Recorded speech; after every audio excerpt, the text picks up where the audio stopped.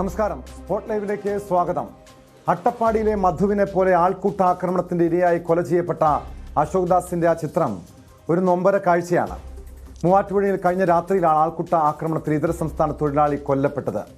അരുണാചൽ സ്വദേശി അശോക് ദാസിന്റെ കൊലപാതകത്തിൽ 10 പേർ അറസ്റ്റിലായിട്ടുണ്ട്. ക്രൂരമർദ്ദനത്തിൽ അയാളുടെ ശ്വാസകോശം തകർന്നിരുന്നു.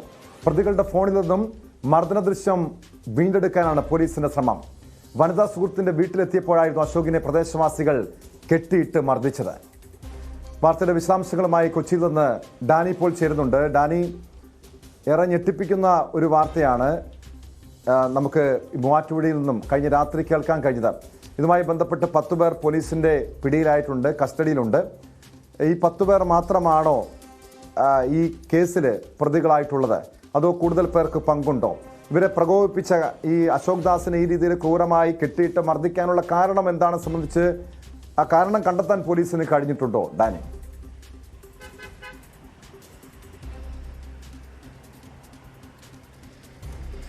ടോം, ഏറെ ഞെട്ടിപ്പിക്കുന്നൊരു വാർത്തയായിരുന്നു ഇന്നലെ രാത്രിയോടുകൂടി പുറത്തു വരുന്നത്. ഈ ആൾക്കൂട്ട മർദ്ദനം അത് കൊലപാതകത്തിലേക്ക് മാറുന്നു.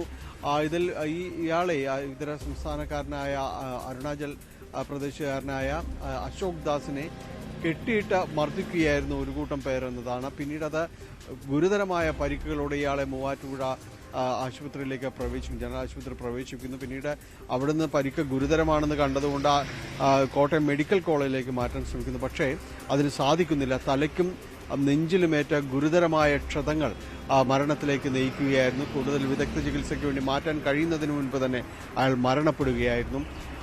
ഈ സംഭവത്തെ തുടർന്ന് വലിയ രീതിയിൽ പോലീസ് അന്വേഷണം തുടങ്ങിയിരിക്കുന്നു. നിലവിൽ ഇപ്പോൾ ഉള്ളത് 10 പേരെ കസ്റ്റഡിയിലെടുത്തിരുന്നു. ഇന്നലെ രാത്രിയോടുകൂടി തന്നെ 5-ലധികം പേരെ കസ്റ്റഡിയിലെടുത്തിരുന്നു. പിന്നീടാകുമ്പോൾ 10 പേരിലേക്ക് അത് നീങ്ങുന്നു. ഈ 10 പേരുടെ അറസ്റ്റ് പോലീസ് രേഖപ്പെടുത്തിയിരിക്കുന്നു എന്നതാണ്. വനിതാ സുഹൃത്തിന്റെ വീട്ടിലേക്ക് എത്തിയ ഇയാളെ പിന്നീട് അവിടെ ബഹളമുണ്ടാകുന്നു. വനിതാ സുഹൃത്തിന്റെ വീട്ടിൽ നിന്ന് ഇയാൾ അവരെയും അതോടൊപ്പം തന്നെ അവരുടെ കൂട്ടുകാരെയും ഇവരുമായിട്ട് തർക്കങ്ങൾ ഉണ്ടാകുന്നു. അതിനുശേഷം അവിടെ അവരുടെ വീടിന്റെ തന്നെ ചില്ലലമാരിയിൽ കൈ ഇടിച്ചതിനു ശേഷം അവിടെ മുറിവ് പറ്റു. അതിനുശേഷമാണ് ഇയാൾ പുറത്തേക്ക് ഇറങ്ങി വരുന്നത്. ഈ സംഭവത്തിനു ശേഷം ഈ വിവരം ഈ പെൺകുട്ടികൾ മറ്റുള്ളവരോട് പറയുകയും അവരാണ് ഇയാളെ ചോദ്യം ചെയ്യുകയും ചെയ്യുന്നതെന്നാണ് മനസ്സിലാകുന്നത്. ഈ വിവരമാണ് പോലീസിലേക്ക് എത്തിയിരിക്കുന്നത്. പോലീസ് നടത്തിയ അന്വേഷണത്തിൽ സംഭവങ്ങൾ ഈ രീതിയിലാണ് പറയുന്നത്. ഇവിടെ നിന്ന് ഇറങ്ങി ഇയാളെ കുറച്ചുപേർ അത് ചോദ്യം ചെയ്യുന്നു, ഈ കാരണങ്ങൾ അന്വേഷിക്കുന്നു, എന്തിനാണ് ഇങ്ങനെയൊരു അതിക്രമിച്ച് കയറുന്നത് അടക്കമുള്ള ചോദ്യങ്ങൾ ഉണ്ടാകുന്നു. പിന്നീട് അത് ഒരു കൂട്ടമർദ്ദനത്തിലേക്ക് നീങ്ങുകയും ചെയ്യുന്നു. അതിനുശേഷം ഇയാളെ അവിടെ സമീപത്തുണ്ടായിരുന്ന സമീപത്തെ ക്ഷേത്രത്തിന്റെ കൊടിമരത്തോട് ചേർന്ന് ഇയാളെ ബന്ധിക്കുകയായിരുന്നു. ഇതിനുശേഷവും വിചാരണ തുടർന്നു, മർദ്ദനം തുടർന്നു. ഇയാൾക്ക് കാര്യങ്ങൾ വിശദീകരിക്കാൻ പറ്റുന്നില്ല. കാരണം ഭാഷാ പ്രശ്നങ്ങളും കാര്യങ്ങളും വെള്ളമുണ്ട്, കൂടുതലായിട്ട് കാര്യങ്ങൾ വിശദീകരിച്ച് പോകാനായിട്ട് കഴിയുന്നില്ല. ഇയാളുടെ കൈ മുറിഞ്ഞ് ചോര ഒലിക്കുന്നുണ്ടായിരുന്നു. പക്ഷേ ഈ മർദ്ദനം തുടരുകയായിരുന്നു. മർദ്ദിച്ച് അവശനായി ഇയാൾ അവിടെ വീഴുന്നു. ഇതിനുശേഷം ഇയാളെ ആശുപത്രിയിലേക്ക് മാറ്റുന്ന അടക്കമുള്ള കാര്യങ്ങളുണ്ട്. അപ്പോഴേക്കും പോലീസിന് വിവരം അറിയിക്കുകയും പോലീസ് എത്തുകയും എല്ലാം തന്നെ ചെയ്തു. ഇതിനുശേഷം ഇയാളെ അവർ കൈമാറുന്ന പോലീസ് ആശുപത്രിയിലേക്ക് എത്തിക്കുക അടക്കമുള്ള കാര്യങ്ങൾ ഉണ്ടാകുന്നു. പക്ഷേ അയാളെ രക്ഷപ്പെടുത്താനായിട്ട് സാധിക്കുന്നിരുന്നില്ല. ഇന്നലെ പുലർച്ചയോടുകൂടി അശോക് ദാസ് മരണമടഞ്ഞു. അപ്പോൾ ബന്ധുക്കൾക്ക് വിവരം അറിയിച്ചു. ബന്ധുക്കൾ എത്തുന്നതിന് മുറയ്ക്ക് പോസ്റ്റ്മോർട്ടത്തിന് ശേഷം അശോക് ദാസിന്റെ മൃതദേഹം അവർക്ക് കൈമാറുകയും ചെയ്യും. പക്ഷേ ഈ സംഭവത്തിൽ വലിയ രീതിയിൽ തന്നെ ഞെട്ടലുളവാക്കുന്ന രീതിയിലാണ്. ഒപ്പം തന്നെയും എന്തിന് ഇത്തരം ഈ ഒരു കൃത്യത്തിലേക്ക് ഇങ്ങനെയൊരു ആൾക്കൂട്ട വിചാരണയിലേക്ക് അടക്കം എന്താണ് അതിനുണ്ടായ ഒരു കാരണമെന്നതിനെ കുറിച്ച് വലിയ രീതിയിൽ വിശദീകരണത്തിലെ പോലീസ് എത്തിയിട്ടില്ല. കാരണം ഇതിൽ എന്തിനാണ് ഒരാളെ, ഒരു ഇതര സംസ്ഥാനക്കാരനെ ഈ രീതിയിൽ ക്രൂരമായി കെട്ടിയിട്ട് മർദ്ദിച്ചത് എന്നത് സംബന്ധിച്ചുള്ള കാരണം കണ്ടെത്താൻ പോലീസിന് കഴിഞ്ഞിട്ടുണ്ടോ? ഈ 10ഓളം പേരെ അറസ്റ്റ് ചെയ്തിട്ടുണ്ട്. ഇവരൊന്നും ഇതിന്റെ കാരണം പോലീസിന് ലഭ്യമായിട്ടുണ്ടോ? പല കാരണങ്ങൾ, അതായത് വനിതാ സുഹൃത്തിനെ കാണാൻ എത്തി, അവിടെ നിന്നും മടങ്ങിയപ്പോൾ മർദ്ദിച്ചു എന്ന് പറയുന്നു, അവരുടെ പരാതിയെ തുടർന്ന് മർദ്ദിച്ചു എന്ന് പറയുന്നു. ഒരുപക്ഷെ അവിടെ ഒരു സദാചാര പോലീസിംഗ് ആണോ നടന്നത്? അതല്ലെങ്കിൽ ഇയാളൊരു അക്രമിയാണെന്ന് കണ്ട് ഇയാളൊരു മോഷ്ടാവാണെന്ന് സംശയിച്ച് ആക്രമിച്ചതായിരിക്കുമോ?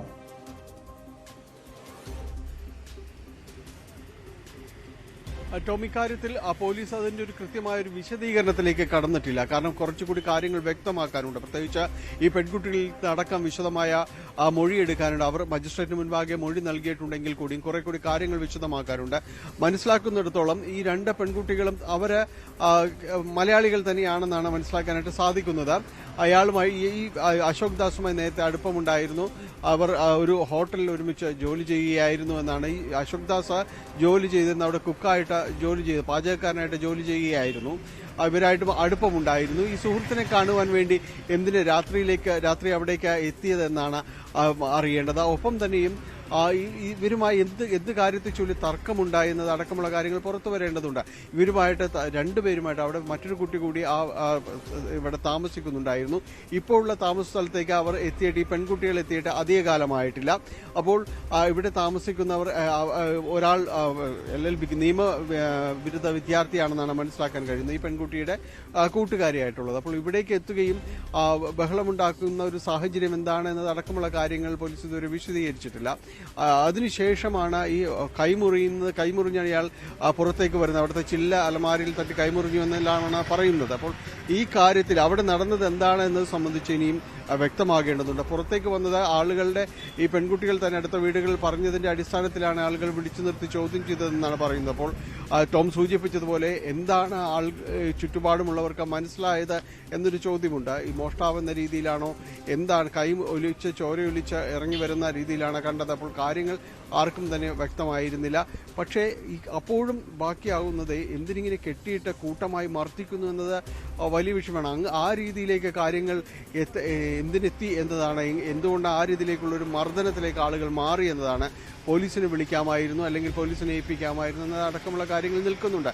അതല്ലാതെ ഈ സ്വയം ഇത്തരം ഈ ഒരു നിയമപാലനം അല്ലെങ്കിൽ ഇത്തരമൊരു ചുമതല ഏറ്റെടുത്തുകൊണ്ട് ഇങ്ങനെ ഒരാളെ ഒരാൾ മരിച്ചു പോകുന്നെങ്കിൽ എത്രമാത്രം മർദ്ദനം അയാൾക്ക് ഏറ്റിരിക്കും. അയാളുടെ തലയിലും നെഞ്ചിലും എല്ലാം തന്നെ വലിയ രീതിയിൽ ക്ഷതമേറ്റിട്ടുണ്ട്. അപ്പോൾ കെട്ടിയിട്ട് ഇങ്ങനെ കൂട്ടമായി മർദ്ദിക്കുന്ന ആ രീതി, അതിലേക്ക് അങ്ങനെ പോലീസിൽ പറയാൻ നമുക്ക് കഴിയില്ല. ഇങ്ങനെ ഈ ആൾക്കൂട്ട വിചാരണയിലേക്കും മർദ്ദനത്തിലേക്കും എല്ലാം തന്നെ എത്തേണ്ട സാഹചര്യം എന്താണ്? ഇങ്ങനെ നിയമങ്ങളെല്ലാം കയ്യിലെടുത്തുകൊണ്ട് ഈ രീതിയിൽ പ്രതികരിക്കാമോ എന്നതെല്ലാം ബാക്കിയാവുന്നതാണ്. പോലീസ് ഇതിന് കൃത്യമായ രീതിയിലുള്ളൊരു വിശദീകരണം പോലീസിന്റെ ഭാഗത്ത് പ്രതീക്ഷിക്കുന്നത് എന്താണ്? തീർച്ചയായും അതൊക്കെ അറിയേണ്ട, സംശയിക്കുക. ഇതുമായി ബന്ധപ്പെട്ട പല ചോദ്യങ്ങൾക്ക് ഇപ്പോഴും ഉത്തരം കണ്ടെത്തേണ്ടതുണ്ട്. ഡാനി പോളിലേക്ക് ഉടൻ തന്നെ തിരികെ എത്താം. അതിനു മുൻപ് ഒരു പ്രതികരണം, ഈ അറസ്റ്റിലായ ഒരു വ്യക്തിയുടെ, ഒരു പ്രതിയുടെ ബന്ധുവിന്റെ ഒരു പ്രതികരണം വന്നിരുന്നു. ഈ അറസ്റ്റിലായ പലരും നിരപരാധികളാണ് എന്ന വാദവുമായിട്ടാണ് ബന്ധുക്കൾ രംഗത്തെത്തിയിരിക്കുന്നത്. പരിക്കേറ്റ അശോക് ദാസിനെ സംരക്ഷിക്കാൻ നിന്നവർ വരെയും കേസിൽ പ്രതികളായതായും ഇവർ ആരോപിക്കുന്നുണ്ട്.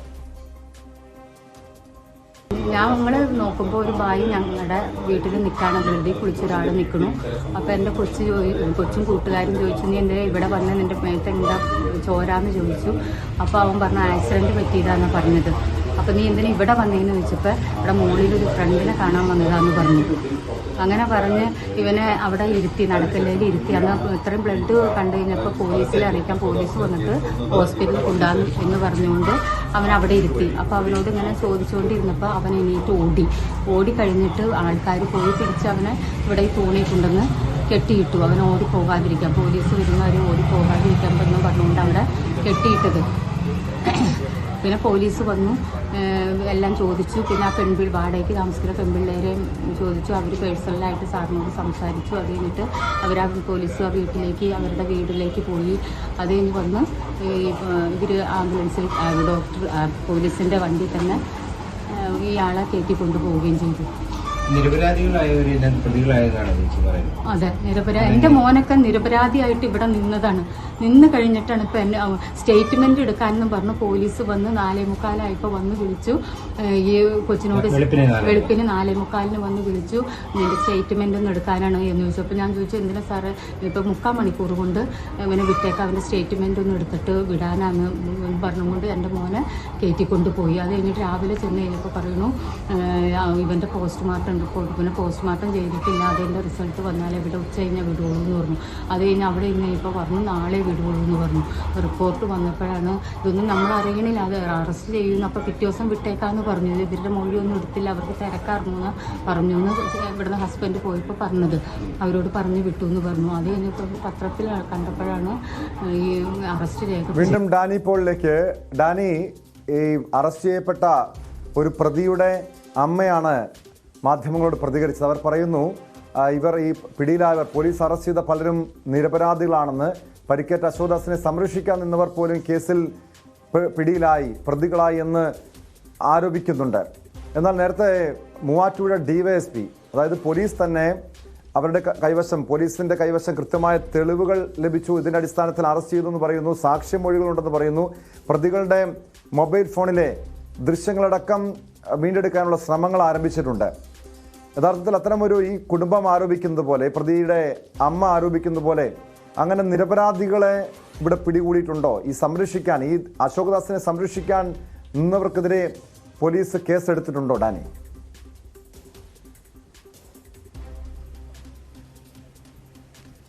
ടോം, ഇതിൽ ഈ പ്രതി ചേർക്കപ്പെട്ടവരിൽ ആരൊക്കെയാണ് യഥാർത്ഥ പ്രതികൾ എന്നത് സംബന്ധിച്ച് നമ്മൾക്കതിൽ കൃത്യമായ രീതിയില്ല. പോലീസിന്റെ ഒരു റിപ്പോർട്ട് ഉദ്ധരിച്ചുകൊണ്ടാണ് നമ്മൾ അത് പറയുന്നത്. കാരണം 10 പേരെ അറസ്റ്റ് രേഖപ്പെടുത്തിയിട്ടുണ്ട് എന്ന് പറയുന്നത്. അതിൽ പോലീസിന്റെ ഭാഷ്യം ഇവർ മർദ്ദിച്ചു എന്നതാണ്. പക്ഷേ അതേസമയം തന്നെ ഈ രീതിയിലുള്ള പരാതികളും ഉയരുന്നുണ്ട്. കാരണം അവിടെ സഹായത്തിനെത്തിയവർ പോലും ഈ ഇതിലേക്ക് പ്രതി ചേർക്കപ്പെട്ടിരിക്കുന്നു എന്നതടക്കമുള്ള പരാതികൾ ഉയരുന്നുണ്ട്. അതുമാത്രവുമല്ല, ഈ സ്ഥലത്തേക്ക് പോലീസ് എത്തിയത് പോലും വൈകിയാണ്, വിവരങ്ങൾ പരിസരത്തുള്ളവർ അറിയിച്ചിട്ട് പോലും ഇവിടേക്ക് പോലീസ് എത്തിയത് പോലും വൈകിയാണെന്നുള്ളൊരു ആക്ഷേപമുണ്ട്. അതായത് ഇയാളെ ആശുപത്രിയിലേക്ക് എത്തിക്കാൻ പോലും വൈകിയിട്ടുണ്ട് എന്നതടക്കമുള്ള കാര്യങ്ങളുണ്ട്. നേരത്തെ നമ്മളോട് പ്രതികരിച്ചവർ സൂചിപ്പിച്ചതുപോലെ ഇതിൽ സഹായിക്കാൻ എന്ന ഇതിൽ സമീപിച്ചവർ പോലും പ്രതി ചേർക്കപ്പെട്ടൊരു സാഹചര്യം അവിടെ ഉണ്ട് എന്നുള്ളത് ഇപ്പോൾ ഉയരുന്നൊരു പരാതിയാണ്. ഈ കാര്യത്തിലെല്ലാം തന്നെ പോലീസ് വ്യക്തത വരുത്തേണ്ടതുണ്ട്. നേരത്തെ പറഞ്ഞതുപോലെ ഈ സംഭവത്തിൽ കുറച്ചുകൂടി കൃത്യമായ കാര്യങ്ങൾ പോലീസ് വിശദീകരിക്കേണ്ടതുണ്ട്. ഇത് എന്താണ് സംഭവിച്ചതെന്നും ആരെയാണ് ഇവിടെ കാണാനെത്തിയത്, ഇവർ ഇതിൽ എന്തുകൊണ്ട് ഒരു മുറിവേറ്റ ഒരു കൈമാറ്റെല്ലാം തന്നെ ഇയാൾ ഓടിയിറങ്ങുന്ന ഒരു സാഹചര്യം, അപ്പോൾ അവിടെ എന്താണ് നടന്നതെന്നടക്കമുള്ള കാര്യങ്ങൾ പറയേണ്ടതുണ്ട്. ഇയാളെ പോലീസ് വരാതിരിക്കാൻ വേണ്ടി പോലീസ് വരുന്നതിന് വേണ്ടി വരെ കാത്തിരിക്കുകയായിരുന്നു, അതുകൊണ്ടാണ് തൂണിലേക്ക് ചേർത്ത് കെട്ടിയതെന്നതടക്കമുള്ള കാര്യങ്ങൾ പറയുന്നുണ്ട്. നേരത്തെയും ഇയാൾക്ക് പരിക്കേറ്റിരുന്നു. ഇവിടെ വെച്ചല്ലാതെ ഈ ആൾക്കൂട്ടം അല്ലെങ്കിൽ ഈ തൂണിനോട് ചേർത്ത് ബന്ധിക്കുന്നതിന് മുൻപ് ഇയാൾക്ക് ഗുരുതര സ്വഭാവത്തിലുള്ള പരിക്ക് അതിനു മുൻപേ ഏറ്റിട്ടുണ്ടോ, ഈ സംഭവം നടന്നെടുത്തുനിന്ന് ആരെങ്കിലും ഇയാളെ മർദ്ദിച്ചിട്ടുണ്ടോ എന്നതടക്കമുള്ള കാര്യങ്ങൾ വരേണ്ടതുണ്ട്. പോലീസ് അത്തരം കാര്യങ്ങൾ വിശദീകരണം ഏർപ്പെടുത്തേണ്ടതുണ്ട്. പിന്നെ ഈ ഇവിടെ കൂടിയിരുന്നവരിൽ നിന്ന് പിടിച്ചെടുത്ത മൊബൈൽ ഫോണുകൾ, അതിൽ പ്രതികളാക്കപ്പെട്ടവരിൽ നിന്ന് പിടിച്ചെടുത്ത മൊബൈൽ ഫോണുകളുണ്ട്. ഇതിൽ ചിലരുടെ മൊബൈൽ ഫോണുകൾ ഈ ദൃശ്യങ്ങൾ എടുത്തിട്ടുണ്ട്, ചിലരത് മായ്ച്ചു കളഞ്ഞു, അതായത് ഡിലീറ്റ് ചെയ്ത് കളഞ്ഞിട്ടുണ്ട് എന്നാണ് പോലീസ് പറയുന്നത്.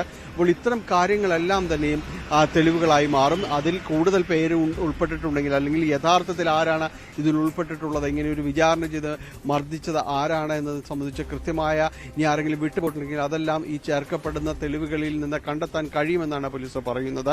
അതുമായി ബന്ധപ്പെട്ടുകൊണ്ടുള്ള ഒരു കൃത്യതയിലേക്ക് പോലീസ് പോകുന്നുണ്ട്. ഇന്ന് ഉച്ചയ്ക്ക് ശേഷം വിശദമായ രീതിയിൽ തെളിവെടുപ്പ് അടക്കമുള്ള കാര്യങ്ങൾ നടത്തുന്നുണ്ട്.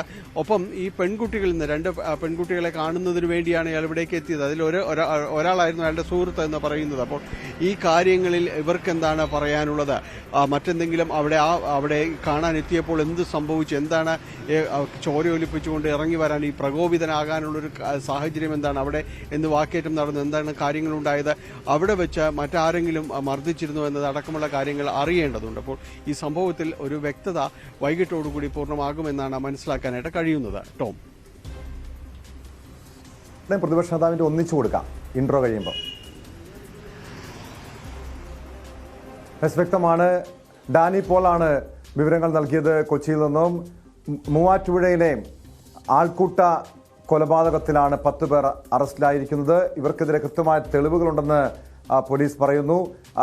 ഇവരുടെ പ്രതികളുടെ മൊബൈൽ ഫോണിൽ നിന്നും ദൃശ്യങ്ങൾ വീണ്ടെടുക്കാനുള്ള ശ്രമത്തിലാണ് പോലീസ്. എന്നാൽ ഈ അറസ്റ്റിലായ പലരും നിരപരാധികളാണെന്ന പരാതി ഉന്നയിച്ചുകൊണ്ട് ഈ ചില പ്രതികളുടെ കുടുംബം രംഗത്തെത്തിയിട്ടുണ്ട്. യഥാർത്ഥത്തിൽ എന്താണ് സംഭവിച്ചത് എന്ന കാര്യത്തിൽ പോലീസിന്റെ വിശദമായ അന്വേഷണത്തിൽ പുറത്തുവരുമെന്ന് പ്രതീക്ഷിക്കാം. സ്പോട്ട് ലൈവിന് പോകുന്നത് കോഴിക്കോട്ടേക്കാണ്. കോഴിക്കോട് മെഡിക്കൽ കോളേജിൽ സമരത്തിലുള്ള നഴ്സ് PB അനിതയ്ക്ക് നിയമനം നൽകി ആരോഗ്യവകുപ്പ്. കോഴിക്കോട് മെഡിക്കൽ കോളേജിലെ ICU പീഡനക്കേസിലെ ഇരയായ യുവതിയെ പിന്തുണച്ച നഴ്സിനെതിരായ നടപടിയിൽ പ്രതിഷേധം കനക്കുമ്പോഴാണ് തീരുമാനം. അനിതയുടെ വീഴ്ച ഹൈക്കോടതിയെ അറിയിക്കുമെന്നായിരുന്നു ആരോഗ്യമന്ത്രി വീണ ജോർജ് കഴിഞ്ഞ ദിവസം പ്രതികരിച്ചത്. ഇന്ന് ആരോഗ്യമന്ത്രിയെ പിന്താങ്ങി മുഖ്യമന്ത്രി രംഗത്ത് വന്നിരുന്നു. പ്രതിപക്ഷ നേതാവ് കോഴിക്കോട് മെഡിക്കൽ കോളേജിൽ എത്തിയതിന് പിന്നാലെയായിരുന്നു അനിതയെ തിരിച്ചെടുക്കാനുള്ള തീരുമാനം.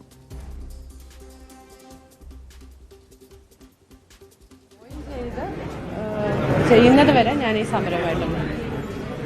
ഓർഡർ കിട്ടി ഇവിടെ എൻ്റെ പ്രിൻസിപ്പൽ ഓഫീസിൽ എന്നെ ജോയിൻ ചെയ്യിപ്പിക്കണം. അതുവരെ അല്ലെങ്കിൽ ഇവർ വീണ്ടും ജോയിൻ ചെയ്യിക്കാൻ സമയം വൈകിക്കും.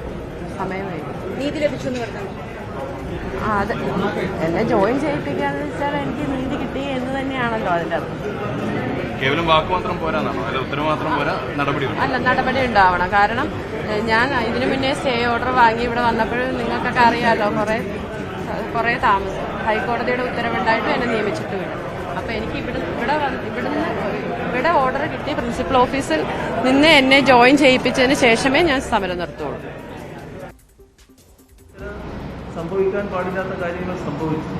അതിൻ്റെ മേലെയുള്ള അന്വേഷണങ്ങൾ നടന്നു. ആ അന്വേഷണത്തിൻ്റെ ഭാഗമായി വീഴ്ചക്കാരെന്ന് കണ്ടതിൻ്റെ മേലെയാണ് നടപടികൾ ഉണ്ടായിരിക്കുന്നത്. ആ കാര്യം ഹൈക്കോടതിയുടെ മുന്നിലും ഹൈക്കോടതി ശ്രദ്ധയിലും കൊടുത്തു. അതുമായി ബന്ധപ്പെട്ട് ഹൈക്കോടതി നിർദ്ദേശം എന്താണോ ആ നിർദ്ദേശം പാലിക്കുന്നതിനാണ് തയ്യാറാകുന്നതൊക്കെ ആരോഗ്യമന്ത്രിയുടെ പറഞ്ഞതായിട്ട് കാണുന്നുണ്ടല്ലോ. ഞാൻ നേരത്തെ അന്വേഷിച്ച കാര്യത്തിൽ ആരോഗ്യമന്ത്രിയുടെ പ്രസ്താവന ആ രീതിയിൽ കാണുന്നു. അപ്പോൾ അതുമായി ബന്ധപ്പെട്ട് വേറെ കാര്യങ്ങൾ ആശങ്കപ്പെടേണ്ടതായിട്ടില്ല. പിന്തുണ നൽകി എന്നതിൻ്റെ പേരിലാണ് അനിതാ സിസ്റ്ററെ ഇങ്ങനെ സർക്കാർ അപമാനിക്കുന്നത്. ഞങ്ങളുടെ ചോദ്യം, സർക്കാർ ആരുടെ കൂടെയാണ്? അതിജീവിതയ്ക്കൊപ്പമാണോ പീഡന വീരന്റെ കൂടെയാണ്? ഇരയുടെ കൂടെയാണോ വേട്ടക്കാരുടെ കൂടെയാണോ? ആരെയാണ് ഇവരെ സംരക്ഷിക്കാൻ ശ്രമിക്കുന്നത്? അപ്പോൾ സ്വന്തം പാർട്ടിക്കാരും അനുഭാവികളുമാണെങ്കിൽ എന്ത് ഗുരുതരമായ കുറ്റകൃത്യം ചെയ്താലും അവരെ സംരക്ഷിക്കുമെന്നുള്ള നിലപാടിലെടുത്തിരിക്കുന്നത്. മാത്രമല്ല, ഇവിടെയുള്ള NGO യൂണിയൻ പ്രവർത്തകർ എന്താ ചെയ്തത്?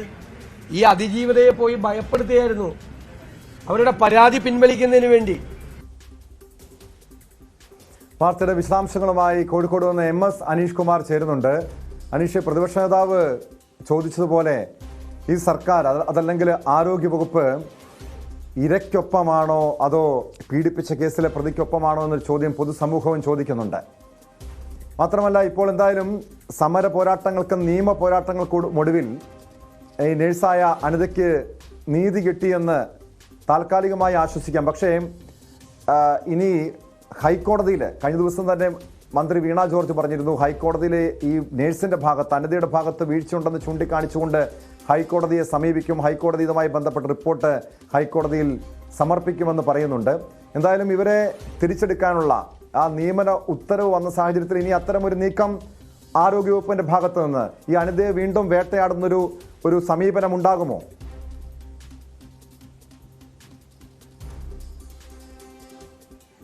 നമുക്ക് അങ്ങനെ ഒരു നിലപാട് ഉണ്ടാവില്ല എന്ന് തീർത്ത് പറയാൻ കഴിയാത്തൊരു സാഹചര്യമാണ്. കാരണം കഴിഞ്ഞ നവംബർ 28-നാണ് PB അനിതയെ മെഡിക്കൽ വിദ്യാഭ്യാസ വകുപ്പ് ഇടുക്കിയിലേക്ക് സ്ഥലം മാറ്റിയത്. ഈ സ്ഥലം മാറ്റിയത് തൻ്റെ വാദം കേൾക്കാതെയാണ്, അല്ലെങ്കിൽ നീതിരാഹിത്യം തന്നോട് ചെയ്തു എന്ന് ചൂണ്ടിക്കാട്ടി പിന്നീട് അനിത ട്രൈബ്യൂണലിനെ സമീപിക്കുകയും അഡ്മിനിസ്ട്രേറ്റീവ് ട്രൈബ്യൂണൽ ഈ സ്ഥലം മാറ്റ ഉത്തരവ് 2 മാസത്തേക്ക് സ്റ്റേ ചെയ്യുകയും ചെയ്തിരുന്നു. ഇതിനിടയിൽ ഹർജിക്കാരിയുടെ വിശദമായ വാദം കേട്ട ശേഷം സർക്കാരിൻ്റെ വിശദീകരണം ട്രൈബ്യൂണൽ ഇക്കാര്യത്തിൽ തേടുകയും ഈ കൃത്യമായ ഒരു പിഴവ് അനിതയുടെ ഭാഗത്തുനിന്നും ഉണ്ടായി എന്ന തരത്തിൽ റിപ്പോർട്ട് നൽകുകയും ചെയ്തു. ഇതേ തുടർന്ന് ഈ താൽക്കാലികമായ സ്റ്റേ റദ്ദാക്കുകയും അനിതയുടെ സ്ഥലം മാറ്റ ഉത്തരവ് ശരിവെക്കുകയുമാണ് അന്ന് ട്രൈബ്യൂണൽ ചെയ്തത്. അന്ന് ട്രൈബ്യൂണൽ പുറത്തിറക്കിയ റിപ്പോർട്ട് പ്രകാരം സർക്കാർ നൽകിയ വിശദീകരണം ഈ സുരക്ഷാ സംവിധാനങ്ങൾ ഏർപ്പെടുത്തുന്നതിൽ ബന്ധപ്പെട്ട് ആ സമയത്തുണ്ടായിരുന്ന ജീവനക്കാർക്ക് ഗുരുതരമായ വീഴ്ച പറ്റി. സന്ദർശകരെ ഈ ICUയിലേക്ക് നിയന്ത്രിക്കുന്നതിൽ അല്ലെങ്കിൽ അതിജീവിതം ഉണ്ടായിരുന്ന സ്ഥലത്തേക്ക് എത്തുന്നതിൽ നിയന്ത്രിക്കുന്നതിൽ അവിടുത്തെ സംവിധാനം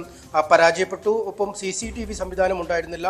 സുരക്ഷ ഒരുക്കുന്നതുമായി ബന്ധപ്പെട്ട വീഴ്ചയുണ്ടായി. ഇക്കാര്യങ്ങൾ ഈ വാർഡിന്റെ ചുമതലയുണ്ടായ നഴ്സിംഗ് വിഭാഗം ജീവനക്കാർ ഉൾപ്പെടെയുള്ള കോളേജ് അധികൃതരുടെ ഭാഗത്തുനിന്നും ഉണ്ടായതാണ് എന്ന വിലയിരുത്തലാണ് ഉണ്ടായത്.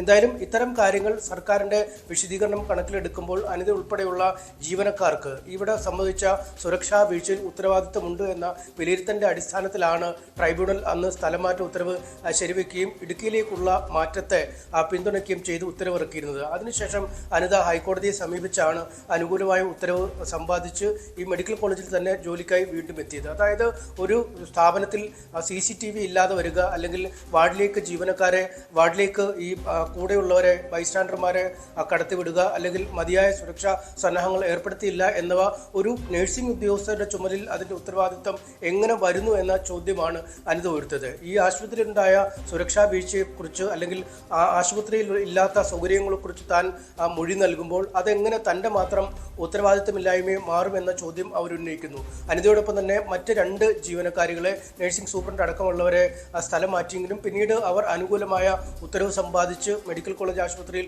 തിരിച്ചെത്തി ജോലിയിൽ പ്രവേശിക്കുകയും ചെയ്തു. അങ്ങനെയെങ്കിൽ അത്തരത്തിൽ ഒരു നടപടി നേരിടുമ്പോൾ അനിതയ്ക്ക് മാത്രമായി എങ്ങനെ ഒരു സ്ഥലമാറ്റ ഉത്തരവ് നിലനിൽക്കുമെന്ന ചോദ്യമാണ് ഈ കാലയളവിൽ അനിത ചോദിച്ചുകൊണ്ടിരിക്കുന്നത്. ഒപ്പം ഈ ICUവിൽ വെച്ച് ഈ രോഗിയെ പീഡിപ്പിച്ച ശശീന്ദ്രൻ എന്ന ആൾക്കെതിരെ, അറ്റൻഡർക്കെതിരെ നടപടി എടുത്തപ്പോൾ ആ നടപടി പിൻവലിക്കുന്നതിനായി അല്ലെങ്കിൽ ഈ അതിജീവിതം നൽകിയ പരാതി ലഘൂകരിക്കുന്നതിനുള്ള ചില ശ്രമങ്ങൾ ആശുപത്രിയിൽ തന്നെ ഉണ്ടായി. 5 ജീവനക്കാർ ഇത്തരത്തിൽ തനിക്ക് മേൽ പ്രേരണ ചെലുത്തിയെന്ന് അതിജീവിത ആശുപത്രിയിലും ഒപ്പം പോലീസിനുമൊക്കെ മൊഴി നൽകുകയും ചെയ്തു. ആ സമയത്തും അതിജീവിതയ്ക്ക് അനുകൂലമായി മൊഴി നൽകിയ ഒരു നഴ്സാണ് അനിത.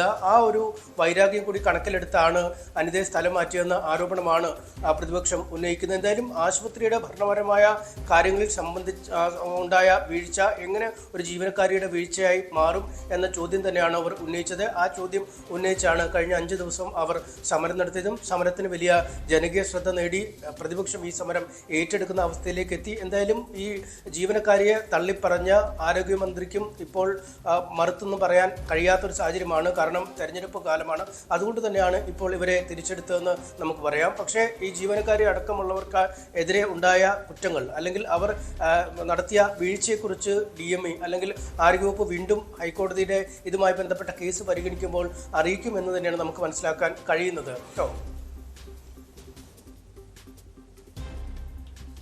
അതായത് നേരത്തെ ഇപ്പോൾ താൽക്കാലികമായി ഇപ്പോൾ അനിതയുടെ സമരം അവസാനിപ്പിച്ചു എന്നാണ് മനസ്സിലാക്കുന്നത്. ഇങ്ങനെ ഒരു റിപ്പോർട്ട് ഹൈക്കോടതിയിൽ സമർപ്പിക്കുന്ന ഒരു പക്ഷം ഇവർ വീണ്ടും അനിതയും അതോടൊപ്പം വിവിധ രാഷ്ട്രീയ കക്ഷികളും ആരോഗ്യവകുപ്പിനെതിരെ വീണ്ടും സമരരംഗത്തിറങ്ങുമോ?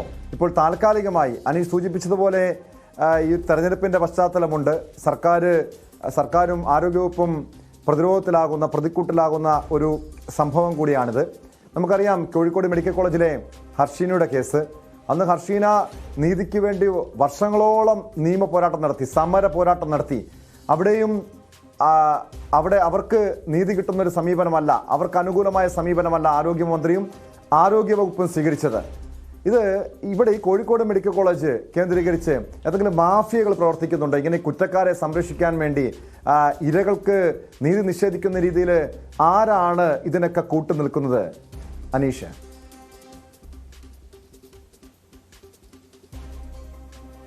തീർച്ചയായും അങ്ങനെ തന്നെ കരുതേണ്ടി വരും. കാരണം മെഡിക്കൽ കോളേജുമായി ബന്ധപ്പെട്ട് വരുന്ന പല പ്രശ്നങ്ങളും അതീവ സങ്കീർണമാണ്. അങ്ങേയറ്റം ആശയക്കുഴപ്പം സൃഷ്ടിക്കുന്നതും എന്നാൽ ഇരയ്ക്കൊപ്പമോ വേട്ടക്കാർക്കൊപ്പമോ സർക്കാർ എന്ന് തോന്നിപ്പിക്കുന്ന തരത്തിലുള്ള കാര്യമാണ്. കാരണം ഹർഷീനയുടെ അനുഭവം നമുക്കറിയാം. ഹർഷീനയ്ക്ക് ആശുപത്രിയിൽ ഈ പ്രസവ ശസ്ത്രക്രിയക്കിടെ കത്രിക വയറ്റിൽ കുരുങ്ങിയതിനെക്കുറിച്ച് നമുക്ക് കൃത്യമായി അറിയാം. അത് സർക്കാർ അംഗീകരിക്കുന്നു, പോലീസിന്റെ അന്വേഷണത്തിൽ അംഗീകരിക്കുന്നു, മറ്റ് സർക്കാർ സംവിധാനങ്ങളൊക്കെ അംഗീകരിക്കുന്നു. പക്ഷേ കുറ്റക്കാരാര് എന്നതിനെക്കുറിച്ചുള്ള കൃത്യമായ മറുപടി. ഈ കത്രിക മെഡിക്കൽ കോളേജിൽ നിന്നാണോ സ്വകാര്യ ആശുപത്രിയിൽ നിന്നാണോ എന്നതൊക്കെ തർക്ക വിഷയമായി നിൽക്കുന്നു. അപ്പോഴും പോലീസിന്റെ വിശദമായ പരിശോധനയിൽ ആ കത്രിക മെഡിക്കൽ കോളേജ് ആശുപത്രിയിൽ തന്നെ എന്ന് വിലയിരുത്തുമ്പോഴും തങ്ങളുടെ കത്രികയല്ല എന്ന വാദത്തിൽ. അതായത് ഒരാളെ കൊല ചെയ്തു, ആ കൊലയ്ക്ക് സാക്ഷികളുണ്ട്, പക്ഷേ കോടതിയുടെ ശിക്ഷ വരുമ്പോൾ കൊലയ്ക്ക് ഉത്തരവാദിയില്ല എന്ന രീതിയിലൊക്കെ വരുന്ന ചില കേസുകൾ പോലെ ആരാണ് ഇതിന്റെ ഉത്തരവാദി എന്നതിനെക്കുറിച്ച് പരസ്പരം കൈകഴുകുന്ന അല്ലെങ്കിൽ ഈ വിവിധ ഏജൻസികൾ തമ്മിൽ നഴ്സിംഗ് വിഭാഗമോ ഡോക്ടർമാർ ഉൾപ്പെടുന്ന സംഘമോ അല്ലെങ്കിൽ അറ്റൻഡർമാർ ഉൾപ്പെടുന്ന സംഘമോ ഇവർ പരസ്പരം കൈകഴുകി മാറുന്ന ഒരു പ്രക്രിയ വയറ്റിൽ കത്രികയുണ്ട്, പക്ഷേ ആ കത്രികയുടെ ഉത്തരവാദി ആർക്കാണെന്ന് അറിയാൻ കഴിയാത്ത രീതിയിൽ. ഇവിടെ തന്നെയാണെങ്കിലും ഈ 2022 മാർച്ച് 21 മാർച്ച് 18 ഈ തൈറോയ്ഡ് ശസ്ത്രക്രിയയെ തുടർന്ന് ആശുപത്രിയിൽ പ്രവേശിപ്പിച്ച ICU വാർഡിൽ പ്രവേശിപ്പിച്ച ജീവനക്കാരിയെ AM ശശീന്ദ്രൻ എന്ന അറ്റൻഡർ ഈ പീഡിപ്പിച്ചതായി പരാതി വരുന്നത്. ഇതേ തുടർന്ന് ഈ അറ്റൻഡറെ പോലീസ് അറസ്റ്റ് ചെയ്തു. അന്ന് തന്നെ ഈ ശശീന്ദ്രനെ സർവീസിൽ നിന്ന് സസ്പെൻഡ് ചെയ്യുകയും ചെയ്തിരുന്നു. പിന്നീട് ആ യുവതിയെ വാർഡിലേക്ക് മാറ്റുകയും ചെയ്തു. ഇതിനുശേഷം ഈ മാർച്ച് 21 ഇത് സംബന്ധിച്ച് ശശീന്ദ്രനെതിരായുള്ള പരാതി പിൻവലിക്കാൻ ആശുപത്രിയിലെ ചില ജീവനക്കാർ ഭീഷണിപ്പെടുത്തുന്നതായി ഈ അതിജീവിത സൂപ്രണ്ടിനും ഡോക്ടർക്കും പരാതി നൽകുന്നത്. പിന്നീട് ഈ അതിജീവിതയെ പിന്മാറാൻ പ്രേരിപ്പിച്ച ജീവനക്കാർക്കെതിരെ നടപടി ആവശ്യപ്പെട്ട് ചില പ്രക്ഷോഭങ്ങളൊക്കെ നടക്കുന്നു. ഇതേ തുടർന്ന് പോലീസ് സ്ഥലത്തെത്തുകയും 20-ാം വാർഡിലാണ് അന്ന് അതിജീവിതയെ പ്രവേശിപ്പിച്ചത്. അവിടെ എത്തി അതിജീവിതയോട് സംസാരിക്കുകയും ചെയ്യുന്നു. 5 പേരുകൾ അന്ന് ഈ PB അനിത എന്ന നഴ്സിംഗ് ഓഫീസർ, അതായത് ആരാണ് അതിജീവിതയെ ഈ പരാതിയിൽ നിന്നും പിന്മാറാൻ പ്രേരിപ്പിച്ച ഉദ്യോഗസ്ഥരെന്ന കൃത്യമായ വിവരം അനിതയാണ് അന്ന് എഴുതി നൽകിയത്. ഇതാണ് ഈ പ്രശ്നങ്ങൾക്കൊക്കെ തുടക്കമാവുന്നത്. കാരണം 5 ജീവനക്കാർക്കെതിരെ രംഗത്ത് വരുമ്പോൾ ഈ അതിജീവിതത്തെ സഹായിച്ചില്ലെന്ന് മാത്രമല്ല പ്രതിയെ രക്ഷപ്പെടുത്താൻ സഹായിക്കുന്നു എന്ന ആരോപണം കൂടിയാണ് അവർക്കെതിരെ വരുന്നത്. ഇതേ തുടർന്ന് ഈ ജീവനക്കാരെ ആശുപത്രിയിൽ നിന്നും സ്ഥലം മാറ്റുന്ന അവസ്ഥയുണ്ടായി. ആശുപത്രി ജീവനക്കാരായ ഷൈമ, ഷൈനി ജോസ്, ഷലൂജ, ആസിയ, പ്രസിദ്ധ മനോളി എന്നിവരെയാണ് സ്ഥലം മാറ്റുന്ന നടപടി ഉണ്ടായത്. ഈ സ്ഥലം മാറ്റത്തിന് ശേഷമാണ് പിന്നീട് അനിതയെ നവംബർ 28 DMAയുടെ ഉത്തരവ് പ്രകാരം ഇടുക്കി മെഡിക്കൽ കോളേജ് ആശുപത്രിയിലേക്ക് മാറ്റുന്നത്. നമുക്കറിയാം അതിജീവിതയുടെ പരാതി പിൻവലിക്കാൻ പ്രലോഭനം ചെലുത്തിയ ആളുകളുടെ പേര് വിവരങ്ങൾ വെളിപ്പെടുത്തിയെന്നതാണ് അനിത ചെയ്ത കുറ്റമെന്ന് നമുക്ക് മനസ്സിലാക്കാൻ കഴിയുന്നു. പക്ഷേ അന്വേഷണ റിപ്പോർട്ട് വന്നപ്പോൾ ഈ ആശുപത്രിയിലെ സുരക്ഷാ ചുമതല, CCTV ഇല്ലായ്മ, ആ വാർഡിലേക്ക് കൂടുതൽ ആളുകളെ പ്രവേശിപ്പിക്കുക, അല്ലെങ്കിൽ അത്തരത്തിലുള്ള ഉദ്യോഗസ്ഥ തലത്തിലെ വീഴ്ചകളുണ്ടായി. അതിന് നഴ്സിംഗ് സൂപ്രണ്ടും നഴ്സിംഗ് ഓഫീസറായ അനിതയും ഒക്കെ ഉത്തരവാദികളാണ് എന്നൊരു കണ്ടെത്തലിലേക്ക് ആശുപത്രി അധികൃതർ നീങ്ങുകയും അനിതയെ സസ്പെൻഡ് ചെയ്യും. നമുക്കറിയാം, ഒരു സർക്കാർ ആശുപത്രിയാണ്, മെഡിക്കൽ കോളേജ് ആശുപത്രിയാണ്. അതിൽ CCTV ഇല്ലാത്തതിനോ വാർഡിലേക്ക് കൂടുതൽ ആളുകൾ പ്രവേശിച്ചതിനോ അല്ലെങ്കിൽ മറ്റ് സംവിധാനങ്ങളില്ലാത്തതിനോ എങ്ങനെ ഒരു സീനിയർ നഴ്സിംഗ് ഓഫീസർ കുറ്റക്കാരിയാവും എന്ന ചോദ്യമാണ് നമുക്ക് ഉന്നയിക്കാനുള്ളത്. ഒപ്പം ഈ സംഭവവുമായി ബന്ധപ്പെട്ട് അതിജീവിതയെ ഭീഷണിപ്പെടുത്തി വ്യക്തമാണ്. MS അനീഷ് കുമാറാണ് വിവരങ്ങൾ നൽകിയത്. ഈ ഒരു വിഷയത്തിൽ ഇവിടെ CCTV ഇല്ലാത്ത ഇത്തരം വീഴ്ച ഉണ്ടായതിന്റെ പേരിലും അനിതയെ വേട്ടയാടുന്ന സമീപനമല്ല സ്വീകരിക്കേണ്ടത്. ഇതിന്റെ യഥാർത്ഥ കുറ്റക്കാർ, വീഴ്ച വരുത്തിയവർ ആരോഗ്യവകുപ്പ് തന്നെയാണ്. യഥാർത്ഥത്തിൽ വീഴ്ച വരുത്തിയവർക്കെതിരെ, കുറ്റക്കാർക്കെതിരെ ശക്തമായ നടപടിയാണ് സ്വീകരിക്കേണ്ടത്. സ്പോട്ട് ലൈവിലേക്ക് തിരികെ എത്താം ഇടവേളയ്ക്ക് ശേഷം.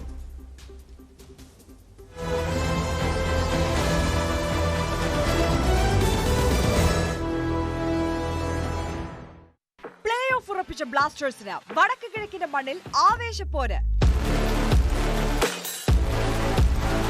Kerala Blasters North East United മത്സരം ഇന്ന് വൈകിട്ട് 6:30 മുതൽ ന്യൂസ് 18 കേരളത്തിൽ തത്സമയം.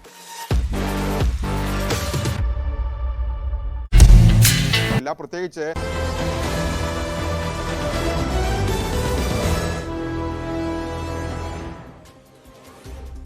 സ്പോട്ട് ലൈവ് തുടരുന്നു. കാസർഗോഡ് 4 മാസം പ്രായമുള്ള മകളെ കൊലപ്പെടുത്തിയ ശേഷം അമ്മ തൂങ്ങി മരിച്ച കേസാണ് സ്പോട്ട് ലൈവിന് പരിശോധിക്കുന്നത്. മുളിയാർ സ്വദേശിനി ബിന്ദു, 4 മാസം പ്രായമുള്ള മകൾ ശ്രീനന്ദന എന്നിവരാണ് മരിച്ചത്. ബിന്ദു കൈഞ്ഞിരമ്പ് മുറിച്ച് വീട്ടുമുറ്റത്തെ മരത്തിൽ തൂങ്ങി മരിക്കുകയായിരുന്നു.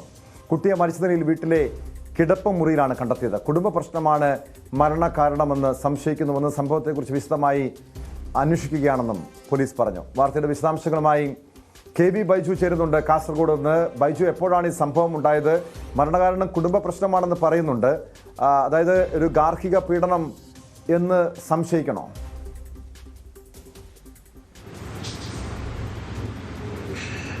ടോമെ, ഇന്നലെ വൈകിട്ടാണ് ഈ സംഭവം നടന്നത്. മുളിയാർ കൊപ്പളം എന്ന് പറയുന്ന സ്ഥലത്താണ് ഈ ദാരുണമായ സംഭവം നടന്നത്. 4 മാസം മാത്രം പ്രായമുള്ള കുഞ്ഞിനെ കഴുത്ത് ഞെരിച്ച് കൊലപ്പെടുത്തിയ ശേഷം ഈ അമ്മ വീട്ടുമുറ്റത്തെ ഒരു മരത്തിൽ തൂങ്ങി മരിക്കുന്ന ഒരു സാഹചര്യമായിരുന്നു ഉണ്ടായിരുന്നത്. എന്തായാലും മാനസികമായ പീഡനം ഈ പെൺകുട്ടി അനുഭവപ്പെട്ടിട്ടുണ്ടെന്നാണ് പെൺകുട്ടിയുടെ പിതാവ് രാമചന്ദ്രൻ പറയുന്നത്. ഇവരുടെ ഭർത്താവ് വിദേശത്താണ്.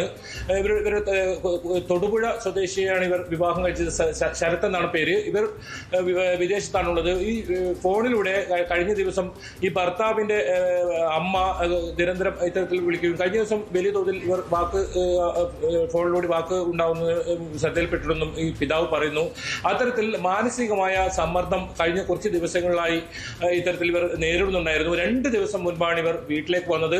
അതിനുശേഷം ഇത്തരത്തിൽ ഈ ഒരു സംഭവം നടക്കുകയായിരുന്നു. ഒരു കുട്ടി കൂടി ഇവർക്കുണ്ട്. ആ കുട്ടിയും കൂടി ഉണ്ടാകുന്ന സമയത്താണ് ഇത്തരം സംഭവം നടന്നത്. 4 മാസം മാത്രം പ്രായമുള്ള ഈ കൈക്കുഞ്ഞിനെ കഴുത്ത് ഞെരിച്ച് കൊലപ്പെടുത്തിയ ശേഷം ഇത്തരത്തിൽ കൈഞ്ഞരമ്പ് മുറിച്ച് ആത്മഹത്യ ചെയ്യുന്ന ഒരു സംഭവമാണ് ഉണ്ടായത്. എന്തായാലും ആത്മഹത്യ ഒന്നിനും ഒരു പരിഹാരമല്ല എന്ന് നമ്മൾ ആവർത്തിച്ച് പറയുമ്പോഴും നിരന്തരമായി നമുക്ക് റിപ്പോർട്ട് ചെയ്യപ്പെടേണ്ടി വരുന്നത് ഇത്തരം സംഭവങ്ങളാണ്. എന്തായാലും കഴിഞ്ഞ ഏതാനും ദിവസങ്ങൾക്ക് മുൻപാണ് ഇത്തരത്തിൽ കാസർഗോഡ് മറ്റൊരു സ്ഥലത്ത് ഒരു അധ്യാപികയും മകളും ഇത്തരത്തിൽ കിണറ്റിൽ ചാടി മരിക്കുന്ന ഒരു സാഹചര്യം ഉണ്ടായിരുന്നത്. ഇത്തരത്തിൽ നിരന്തരമായ വാർത്തകൾ റിപ്പോർട്ട് ചെയ്യുന്ന ഒരു സാഹചര്യം ഉണ്ടാകുന്നു. എന്തായാലും ഈ സംഭവത്തിൽ ആദൂർ പോലീസ് വിശദമായ അന്വേഷണം ആരംഭിച്ചിട്ടുണ്ട്. ഫോറൻസിക് വിദഗ്ധർ സ്ഥലത്തെത്തി വീടിന് പരിസരവുമൊക്കെ ബൈജു സൂചിപ്പിച്ചതുപോലെ ഈ ബിന്ദുവിന്റെ കുടുംബം ഗുരുതര ആരോപണവുമായി ഭർത്തൃ വീട്ടുകാർക്കെതിരെ ഗുരുതര ആരോപണവുമായി രംഗത്തെത്തിയിട്ടുണ്ട്. ഇത്തരം ഈ ഭർത്തൃ വീട്ടിലെ പീഡനം മൂലമാണ് ഭർത്താവും കുടുംബവും മകളെ മാനസികമായി പീഡിപ്പിച്ചതിനെ തുടർന്ന് അതിൽ മനം നൊന്താണ് യുവതി ആത്മഹത്യ ചെയ്തതെന്നാണ് ഈ ബിന്ദുവിൻ്റെ പിതാവ് രാമചന്ദ്രൻ ആരോപിക്കുന്ന ഇത്തരം പരാതിയുമായി പോലീസിനെ അവർ സമീപിക്കുന്നുമുണ്ട്. ആ പിതാവിൻ്റെ വാക്കുകളിലേക്ക്. 6 കൊല്ലമായി കല്യാണം കഴിഞ്ഞിട്ട് ഇപ്പോഴും എല്ലാ വർഷവും ഞങ്ങൾ പോയി കൂട്ടിക്കൊണ്ടുവരും, ഓണത്തിനും വിഷുവിനുമൊക്കെ. അതുപോലെ ഇപ്രാവശ്യവും കൂട്ടിക്കൊണ്ട് വന്നാന്നാണ് ഞാൻ വിചാരിച്ചത്. പക്ഷേ അങ്ങനെയല്ല സംഭവിച്ചത്. അവരുടെ അച്ഛനും അമ്മയും അവരുടെ ഭർത്താവും കൂടെ അവളെ എന്തൊക്കെയോ പറഞ്ഞിട്ട് എന്തോ അവരുടെ ലവറുണ്ടെന്നോ അവരുടെ മര്യാദ പോയെന്നൊക്കെ സംസാരിച്ചിട്ട് അവളെ നീ എവിടെയെങ്കിലും പോയി ചത്തുകളയെന്നവരെ പറഞ്ഞു. എനിക്ക് വിളിച്ച് പറഞ്ഞു ഇങ്ങനെ നിങ്ങളുടെ മോളിങ്ങനെയൊക്കെയാണ്, അതുകൊണ്ട് ഇനി ഇവിടെ നിർത്തണ്ട, അങ്ങ് പറഞ്ഞു വിടുവാണ്, വിഷു കഴിഞ്ഞാലും ഇങ്ങോട്ട് പോകണ്ടെന്ന് പറഞ്ഞു.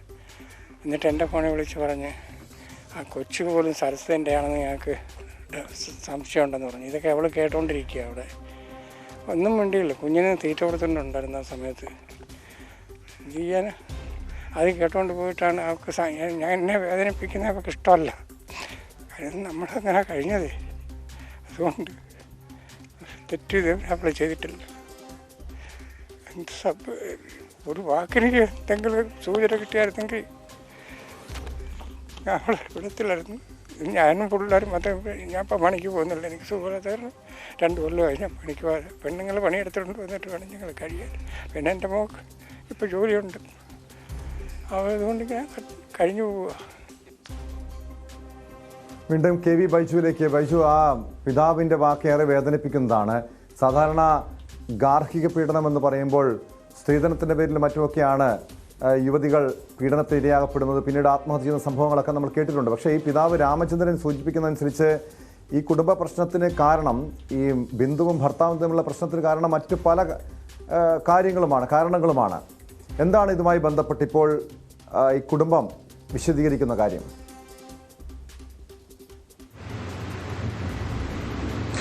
ടോമെ, പിതാവ് ഗുരുതരമായ ആരോപണമാണ് ഇവരുടെ ഭർത്താവും അതുപോലെ തന്നെ ഭർത്തൃ എതിരെ ഉന്നയിച്ചിട്ടുള്ളത്.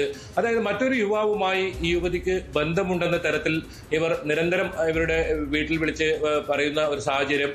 ഒപ്പം ഈ കുട്ടി പോലും തൻ്റേതല്ല എന്ന് ഭർത്താവ് പറഞ്ഞു എന്നാണ് ഇപ്പോൾ പിതാവ് ഈ സൗണ്ട് ബൈറ്റിലൂടെ പറയുന്നത് നമുക്ക് കേൾക്കാൻ സാധിക്കുന്നത്. എന്തായാലും വളരെ ഗുരുതരമായ ആരോപണം ഉന്നയിച്ചിരിക്കുന്നു. ഈ കാര്യത്തിൽ പോലീസ്, ആദൂർ പോലീസ് നമ്മൾ ബന്ധപ്പെട്ടിരുന്നു. ഈ കാര്യത്തിൽ പോലീസ് അന്വേഷണം ആരംഭിച്ചിട്ടുണ്ടെന്നാണ് അവർ പറയുന്നത്. എന്തായാലും അസ്വാഭാവിക മരണത്തിനാണ് നിലവിൽ കേസ് രജിസ്റ്റർ ചെയ്തിരിക്കുന്നത്. എന്തായാലും ഇത്തരത്തിൽ നിരന്തരമായി ഈ 30 വയസ്സ് മാത്രം പ്രായമുള്ള ബിന്ദുവിനെ നിരന്തരമായി ഇത്തരത്തിൽ ഈ ഭർത്തൃ വീട്ടുകാരും ഒപ്പം ഭർത്താവും ഇത്തരത്തിൽ മാനസികമായി പീഡിപ്പിക്കുന്നു എന്നാണ് ഈ രാമചന്ദ്രൻ എന്തായാലും നമ്മോട് വ്യക്തമാക്കിയിരിക്കുന്നത്. എന്തായാലും ആ തരത്തിൽ പോലീസ് അന്വേഷണം ഇവരുടെ ഭർത്തൃ വീട്ട് കേന്ദ്രീകരിച്ചും ഉണ്ടാകുമെന്നാണ് നമ്മോട് അറിയിച്ചിട്ടുള്ളത്. എന്തായാലും ഇത്തരത്തിലൊരു സംഭവം ഇനി ആവർത്തിക്കാതിരിക്കാനുള്ള കൃത്യമായ നടപടികൾ ഉണ്ടാകണം. ഇതിൽ ശക്തമായ നടപടി പോലീസിന്റെ ഭാഗത്ത് നിന്ന് ഉണ്ടാകണമെന്ന് തന്നെയാണ് ഈ കുടുംബം ആവശ്യപ്പെടുന്നത് കേട്ടോ.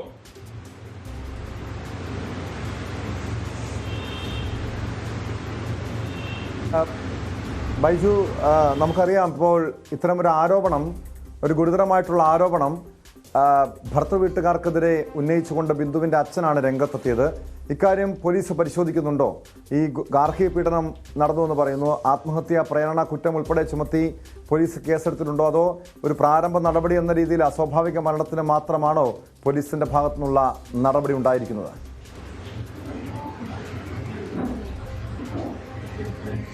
ടോമെ, ഇവരുടെ മൃതദേഹം ഇപ്പോൾ പരിയാരം മെഡിക്കൽ കോളേജ് ആശുപത്രിയിൽ വിദഗ്ധ പോസ്റ്റ്മോർട്ടത്തിനായി കൊണ്ടുപോയിട്ടുണ്ട്. മൃതദേഹം ഇതുവരെ വീട്ടിലേക്ക് എത്തിച്ചിട്ടില്ല. എന്തായാലും ഇവർക്കിപ്പോൾ ഒരു പരാതി നൽകേണ്ട ഒരു അവസ്ഥയിൽ, മാനസികാവസ്ഥയിലല്ല ഈ കുടുംബമുള്ളത്. ഇതിനിടയിലാണ് നമ്മോട് ഇത്തരം കാര്യം ഇവർ വ്യക്തമാക്കിയത്. ഇവരെ സമീപിച്ചപ്പോൾ ഇത്തരം കാര്യം വ്യക്തമാക്കി. എന്നാലും ഇവർ പോലീസിൽ ഇത് സംബന്ധിച്ച് പരാതി നൽകുമെന്ന് തന്നെയാണ് പറഞ്ഞത്. നിലവിൽ അസ്വാഭാവിക മരണത്തിന് മാത്രമാണ് ഇപ്പോൾ കേസെടുത്തിരിക്കുന്നത്. എന്തായാലും പോലീസ് ഈ കാര്യങ്ങളൊക്കെ അന്വേഷിക്കുമെന്നും സബ് ഇൻസ്പെക്ടർ വ്യക്തമാക്കിയിട്ടുണ്ട്. ഏതായാലും ഇപ്പോൾ വിദഗ്ധ പോസ്റ്റ്മോർട്ടത്തിനായി മൃതദേഹം ഇപ്പോൾ പരിയാരം മെഡിക്കൽ കോളേജിലേക്ക് കൊണ്ടുപോയി. ഏതായാലും വീട്ടിലേക്ക് ഇനി വൈകിട്ടോടുകൂടി എത്തുമെന്നാണ് നമുക്ക് അറിയാൻ സാധിക്കുന്നത്. എന്നാലും അത്തരമൊരു സാഹചര്യത്തിലാണ് ഇവർ കടന്നു പോകുന്നത്. പിതാവിന്റെ വാക്കുകളിൽ തന്നെ നമുക്ക് വ്യക്തമാണ് ഇക്കാര്യത്തിൽ ഇവർക്ക് കൃത്യമായ തെളിവുകളുണ്ട്. ഈ ഫോണിലൂടെ ഈ കഴിഞ്ഞ ദിവസം, അതായത് 2 ദിവസം മുമ്പ് ഫോണിലൂടെ ഇത്തരത്തിൽ ഇവരുടെ ഭർത്തൃ വീട്ടിൽ നിന്നും ഫോൺ ഭീഷണിപ്പെടുത്തുന്ന തരത്തിലുള്ള സംഭവം ഉണ്ട്. ഇത് തന്റെ വീട്ടിലേക്ക് വരണ്ട എന്നാണ് ഇവർ ശരത്ത് പറഞ്ഞതെന്നും ഈ പിതാവ് പറയുന്നുണ്ട്. ഇവരുടെ വീട്ടിൽ തന്നെ നിൽക്കാനാണ് പറഞ്ഞത്. ആ ഒരു മാനസിക വിഷമത്തിലായിരിക്കാം ചിലപ്പോൾ ഇവർ ഈ കടുങ്ങി ചെയ്തത്. മാത്രമല്ല ഈ 4 മാസം മാത്രം പ്രായമുള്ള ഒരു കുഞ്ഞിനെയാണ് ഇത്തരത്തിൽ കൊലപ്പെടുത്തി ഒരു ആത്മഹത്യ ചെയ്തിരിക്കുന്നത്. അതാണ് ഏറ്റവും വേദനിപ്പിക്കുന്ന കാര്യം. ഒരു കുഞ്ഞിനെ, സ്വന്തം കുഞ്ഞിനെ കൊലപ്പെടുത്തിയ ശേഷമാണ് ആ അമ്മ, യുവതി ജീവനൊടുക്കിയത്. അതിൻ്റെ കാരണം എന്താണെന്ന് പോലീസ് കണ്ടെത്തണം.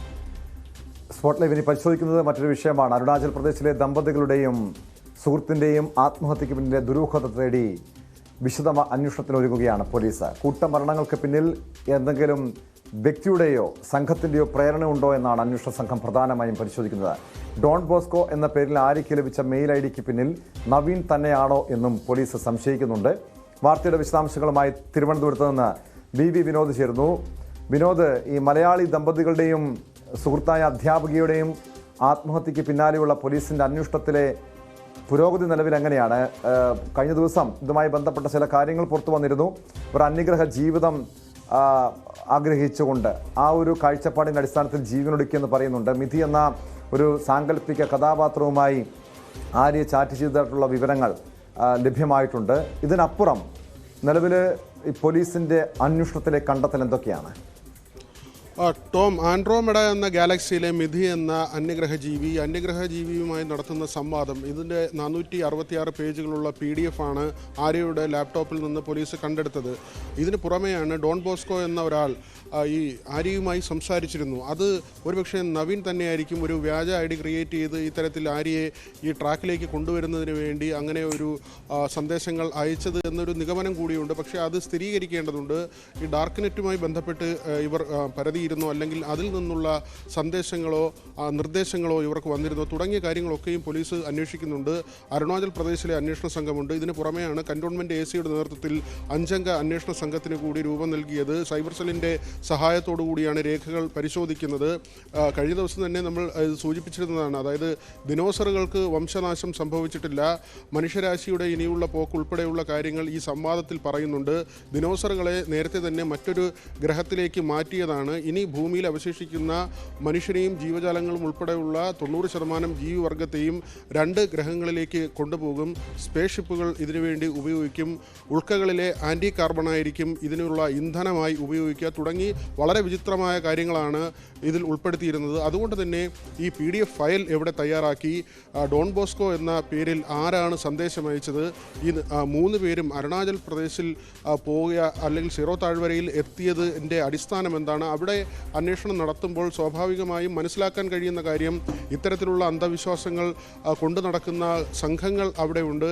അതിൽ ആരെങ്കിലുമായി നേരത്തെ തന്നെ നവീനോ ദേവിക്കോ പരിചയമുണ്ടോ? കാരണം ഇവർ നേരത്തെയും അവിടെ പോയിട്ടുണ്ട്. ആരെയാണ് ആദ്യമായി അവിടേക്ക് പോകുന്നത്? ഇവർക്ക് ഏതെങ്കിലും തരത്തിൽ അവിടെ പരിചയമുണ്ടോ? അതുകൊണ്ടാണോ ഇങ്ങനെ അവിടെ ഈ ജീവനൊടുക്കി ആത്മാവിനെ മറ്റൊരു ഗ്രഹത്തിലേക്ക് വിടുക, അവിടെ പുതിയൊരു ജീവിതം എന്ന സങ്കല്പത്തിലേക്ക് ഇവർ എത്തിച്ചേർന്നത്? തുടങ്ങിയ കാര്യങ്ങളൊക്കെയും അന്വേഷിക്കേണ്ടതുണ്ട്. ശേഖരിക്കേണ്ടതുണ്ട്, ശാസ്ത്രീയമായ തെളിവുകൾ ശേഖരിക്കേണ്ടതുണ്ട്. കഴിഞ്ഞ ദിവസം നമ്മൾ പറഞ്ഞതാണ്, ഈ മുറിയിൽ ഇവരുടെ മൃതദേഹങ്ങൾ കണ്ടെത്ത മുറിയിൽ ഒരു പാത്രത്തിൽ തലമുടിയും അതോടൊപ്പം തന്നെ കറുത്ത വളപ്പൊട്ടുകളും, അത് ഈ മന്ത്രവാദത്തിൻ്റെ ഭാഗമായി ബ്ലാക്ക് മാജിക് എന്ന നിലയ്ക്ക് തന്നെ അവിടെ എന്തെങ്കിലും ചെയ്യാൻ അവർ ശ്രമിച്ചിരുന്നോ, ഈ മുറിവുകൾ ഉണ്ടാക്കിയത്, അത് 2 മരണങ്ങൾ കൊലപാതകമെന്ന നിഗമനം കൂടിയുണ്ട്. നവീൻ ഭാര്യയെയും ഭാര്യയുടെ സുഹൃത്തിനെയും കൊലപ്പെടുത്തിയ ശേഷം ആത്മഹത്യ ചെയ്യുകയായിരുന്നു എന്ന ഒരു നിഗമനമാണ്. ദേവിയുടെ മൃതദേഹമാണ് കിടക്കയിലുണ്ടായിരുന്നത്, ആര്യയുടേത് നിലത്തായിരുന്നു. നവീൻ്റെ മൃതദേഹമാകട്ടെ കുളിമുറിക്കുള്ളിലായിരുന്നു. ഈ 3 സ്ഥലത്തായാണ് മൃതദേഹങ്ങൾ കണ്ടെത്തിയിരുന്നത്. ഇവരുടെ CCTV ദൃശ്യങ്ങൾ, പുറത്ത് സഞ്ചരിക്കുന്നതിൻ്റെ CCTV ദൃശ്യങ്ങൾ ഉൾപ്പെടെ അന്വേഷണ സംഘം ശേഖരിച്ചിട്ടുണ്ട്. ഈ ദൃശ്യങ്ങളിൽ മറ്റാരുമില്ല. എന്നാൽ അതിനു പുറത്തേക്ക് ഇവർ സഞ്ചരിച്ച വഴികളും എത്തിയ സ്ഥലങ്ങളുമൊക്കെയും പരിശോധിക്കണം. അവിടെയും പോലീസിനെ കുഴയ്ക്കുന്നൊരു കാര്യം, ഇവരുടെ മൊബൈൽ ഫോണുകൾ സ്വിച്ച്ഡ് ഓഫ് ആയിരുന്നു എന്നതാണ്. അസമിലേക്കാണ് ആദ്യം എത്തുന്നത്. ഗുവാഹത്തിയിൽ നിന്ന് അവർ അരുണാചൽ പ്രദേശിലേക്ക് പോകുന്നു. ഈ യാത്രയിലുടനീളം ഇവർ മൊബൈൽ ഫോൺ ഓഫ് ചെയ്ത് വെച്ചിരിക്കുകയായിരുന്നു. അതുകൊണ്ട് തന്നെ ഇവർ എവിടെയൊക്കെ പോയി എന്നത് ട്രാക്ക് ചെയ്യുന്നതിനും അന്വേഷണ സംഘത്തിന് പരിമിതിയുണ്ട്. മറ്റൊന്ന്, ഈ ഡാർക്ക് നെറ്റുമായി ബന്ധപ്പെട്ടാണെങ്കിൽ അധോലോക സംഘങ്ങളാണ് മയക്കുമരുന്ന് വ്യാപാരം ഉൾപ്പെടെ ലോകത്തെ കാര്യങ്ങൾ നിയന്ത്രിക്കുന്ന, ഏറ്റവും ക്രൂരമായ കാര്യങ്ങൾ ചെയ്യുന്ന സംഘങ്ങൾ വിഹരിക്കുന്ന ഒരു മേഖലയാണ്. അവിടെ പരിശോധന നടത്തുക, അല്ലെങ്കിൽ ആ നിലയ്ക്ക് സാങ്കേതികമായ പരിശോധന നടത്തുന്നതിന് പരിമിതികളുണ്ട്. ഏതായിരുന്നാലും കൂടുതൽ ആളുകൾ ഇവരെ സ്വാധീനിച്ചിരുന്നോ, ഇവർക്ക് ഏതെങ്കിലും തരത്തിലുള്ള നിർദ്ദേശം നൽകിയിരുന്നോ, ഇവരെ ബ്ലൂ വെയിൽ പോലുള്ള ഗെയിമുകൾ, അത് നേരത്തെ തന്നെ നമ്മൾ സൂചിപ്പിച്ചതാണ്, അങ്ങനെ ടാസ്കുകൾ കൊടുക്കുക, ഏറ്റവും ഒടുവിൽ ജീവൻ തന്നെ ഇല്ലാതാകുന്ന തരത്തിലുള്ള ഏറ്റവും വലിയ ടാസ്കുകൾ കൊടുത്തുകൊണ്ട് ആളുകളുടെ ജീവൻ ഇല്ലാതാക്കുന്ന തരത്തിലുള്ള ഗെയിമുകളുണ്ട്. ആ നിലയ്ക്കുള്ള സംഘങ്ങളോ മറ്റോ ഇതിന് പിന്നിൽ പ്രവർത്തിച്ചിരുന്നു. ഏതായിരുന്നാലും മനഃശാസ്ത്രജ്ഞർ ഉൾപ്പെടെ പറയുന്ന കാര്യം, ഇങ്ങനെ ആത്മഹത്യ ചെയ്ത് ഏതായിരുന്നാലും മറ്റൊരു ലോകത്തേക്ക് പോകാൻ കഴിയില്ല. ഇവർ ആത്മഹത്യ ചെയ്തതിന് പിന്നിൽ മറ്റെന്തെങ്കിലും കാരണമുണ്ടോ, സാമ്പത്തികം ഉൾപ്പെടെയുള്ള കാരണങ്ങൾ ഉണ്ടോ എന്ന കാര്യം പരിശോധിക്കണമെന്ന അഭിപ്രായം ഉയർന്നു വരുന്നുണ്ട്. ഇവരുടെ ആത്മഹത്യാക്കുറിപ്പ് പക്ഷേ ആ നിലയ്ക്കല്ല, തങ്ങൾക്ക് സാമ്പത്തിക പ്രശ്നമില്ല, അക്കാര്യങ്ങളും പരിശോധിക്കുന്നുണ്ടോ? കാരണം ഒരു സാമ്പത്തിക ഇടപാട്, ഇവർ തമ്മിൽ വലിയ സൗഹൃദമുണ്ടെന്ന് പറയുന്നുണ്ട്. ഇതൊരു പുകമറ മാത്രമായിരിക്കുമോ? ഈ ബ്ലാക്ക് മാജിക്കും ഡാർക്ക് നെറ്റും ഈ അന്യഗ്രഹ ജീവിതവുമൊക്കെ ഒരു പുകമറ സൃഷ്ടിക്കാൻ വേണ്ടിയുള്ള ഈ നവീൻ്റെ ഒരു നീക്കമായി കാണണോ? അതിനപ്പുറം ഒരു സാമ്പത്തിക ഇടപാടുകളോ മറ്റോ അത്തരം കാര്യങ്ങൾ, ഇവരുടെ ബാങ്ക് അക്കൗണ്ടുകൾ തുടങ്ങിയ കാര്യങ്ങളൊക്കെ പോലീസ് പരിശോധിക്കുന്നുണ്ടോ? ടോം, എല്ലാ വശങ്ങളും പരിശോധിച്ച് തന്നെയാണ് ഇപ്പോൾ അന്വേഷണം മുന്നോട്ട് പോകുന്നത്. സാമ്പത്തിക ഇടപാടുകൾ സംബന്ധിച്ച് ആത്മഹത്യാക്കുറിപ്പിൽ കൃത്യമായി എഴുതിയിരുന്നത് അങ്ങനെ സാമ്പത്തിക ബാധ്യതകളില്ല, ഇതുവരെ സന്തോഷമായി ജീവിച്ചു, ഇനി അവസാനിപ്പിക്കുന്നു, മറ്റൊരു സ്ഥലത്തുള്ള സുഖജീവിതം, അതിനുവേണ്ടിയുള്ള യാത്ര എന്നുള്ള നിലയ്ക്കാണ് അവിടെ 3 പേരും എഴുതി ഒപ്പിട്ട ഈ ആത്മഹത്യാക്കുറിപ്പും ഉണ്ടായിരുന്നു. എന്നാൽ നവീനും ദേവിയും ആയുർവേദ ഡോക്ടർമാരാണ്. അവർ പക്ഷേ ആ മേഖല ഉപേക്ഷിച്ച് ഏറ്റവും ഒടുവിൽ ദേവി കേക്കുകൾ ഉണ്ടാക്കുന്ന ഒരു രീതിയാണ് സ്വീകരിച്ചിരുന്നത്. പക്ഷേ അവിടെയൊക്കെയും ഇവർക്ക് സാമ്പത്തികമായ പ്രശ്നങ്ങൾ അനുഭവപ്പെട്ടിരുന്നോ എന്നത് ഒരു ചോദ്യമായി അവശേഷിക്കുന്നു. പക്ഷേ ഇവരുടെ കുടുംബങ്ങളെല്ലാം സാമ്പത്തികമായി വളരെ ഭദ്രമായ നിലയിലാണ്. അതുകൊണ്ട് തന്നെ അത്രയും വലിയ ഒരു സാമ്പത്തിക പ്രശ്നമുണ്ടായിരുന്നോ എന്നത് സംബന്ധിച്ചുള്ള ചോദ്യങ്ങൾ അവശേഷിക്കുന്നുണ്ട്.